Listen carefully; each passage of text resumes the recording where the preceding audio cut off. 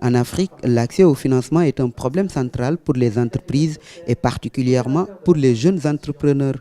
Difficultés de mise en œuvre, manque de créativité, espace juridique peu favorable, autant de mots qui freinent le financement des entreprises dans l'espace francophone.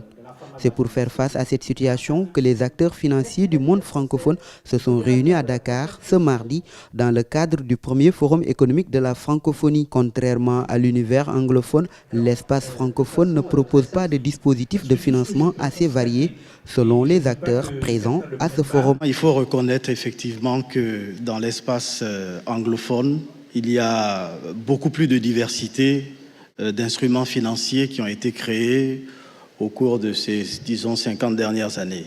L'espace francophone gagnerait à utiliser des produits financiers qui ont été développés ailleurs, dans d'autres espaces.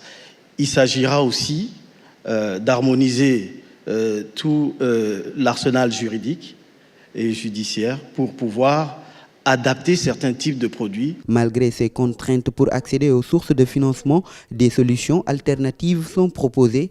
La Maison Finance en fait partie, selon Jean-Luc Conan.